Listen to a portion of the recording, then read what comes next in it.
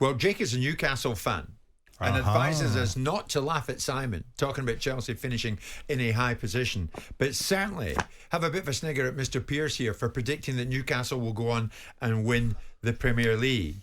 Oh dear, Pearce, did you do that? Yes, I did. Yeah, and I'm sticking with it. Whatever were you thinking?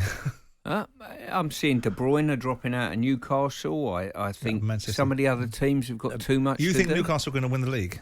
That was my prediction 3 weeks, and 3 games ago. You're going to stick with that out of sheer bloody mindedness? Yes, or of out course. Of belief? Are you sticking with it out of sheer bloody mindedness? Really, but I'm sticking with. I'm going to throw in the mix here, Jim. I think they've had the toughest start on paper than any team in the league. True. Liverpool, Man City, Brighton away, Aston Villa at home. All teams that you think... I'll be there and thereabouts. Exactly that. You're thinking, where are they going to finish those 4 teams? Chances are all of them are going to be in the top 8. But there's a reality check here because they've got to play these sides in order to achieve things. Indeed. Right? Yeah. And here we are now Indeed. with the reality check. And what they were against Brighton was the worst I've seen them for some time. And if you look at the statistics that are building up behind Eddie Howe, is the change in their defensive records from the first 21 games that he's managed to the second 21, and he's now conceding more goals. You're seeing the levels of certain players. You're seeing Dan Burn starting to look like the reasons why Brighton sold him to Newcastle. Yeah. And that these things are going to change. But Newcastle are still going to be a force, don't worry about that. Well, you would think so, but they only lost 5 in the entire 22-23 season. Already 1 win and 3 losses. Eddie Howe, maybe predictably, is saying, stay calm. We need to get the players believing how good we can be again. Confidence in sport is so fragile. We need to make sure that our players, next time they enter the pitch, believe how good we are. We're 4 games in. And it's very, very easy these days to overreact one way or the other, depending on how you're doing. I think my job now is to be calm and not overreact like everyone else will. I have to back my players, support my players in this moment. I think that's really important. Believe in everything that we do and know that then results will change if we're strong. Well, as you two talk about Newcastle, as I was listening to you doing there, because you'd heard the Eddie Howe clip that we picked there, was this not always going to happen, Stuart? It would either go one way or the other.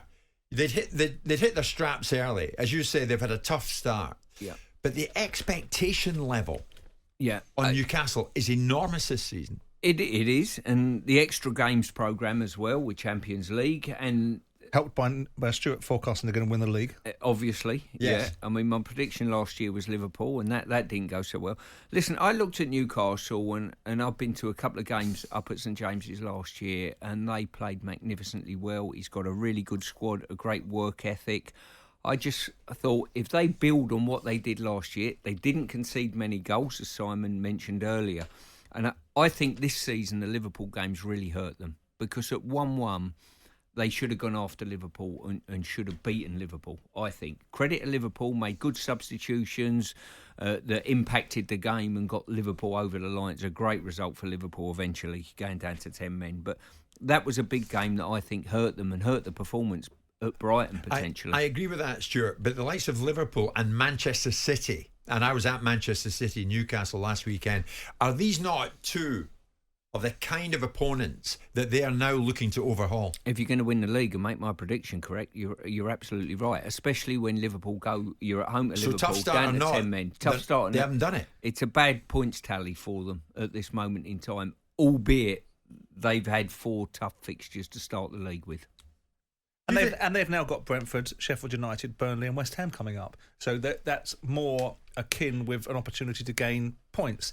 Depends what characterisation you want to put up on it. If you talk to the Newcastle fans, I would think that they would not be expecting their side to win the league this season. Even the most ardent of Newcastle fan, the most obtuse and opaque of Newcastle fans that can only see everything Newcastle, would look at it with a degree of reality and say it's remarkably difficult to allude to the fact they're going to overtake Manchester City.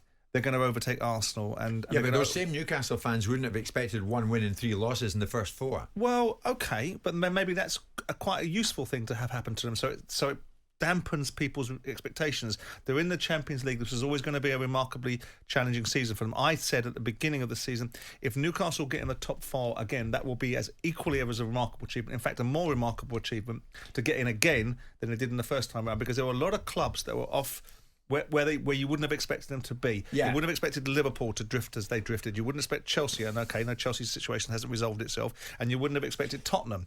Those three are going to be back in the mix now. Sure, Whether Chelsea fulfil my prophecy is another thing. So I think it's a level of expectation that needs to be managed properly. And when they get their heads handed to them in the Champions League.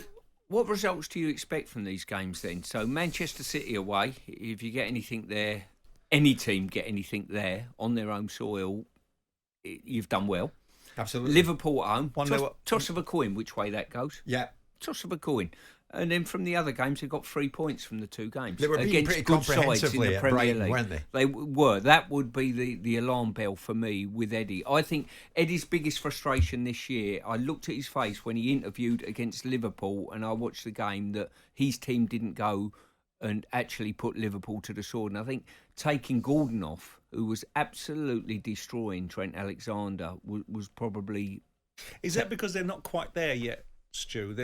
When you've got these big clubs like Liverpool and Manchester City, they've got winning built into them now. Yeah. Newcastle are acquiring that habit, so the belief is there. Yeah. But it's only surface level belief. It's not an inherent deep-seated cut 'em in half belief, and he's building that up, and that will take time. Whereas the Man Cities of the world, they will have that inherent belief to over. And if they've got Liverpool 1-0 with 10 men, that's Liverpool done, right?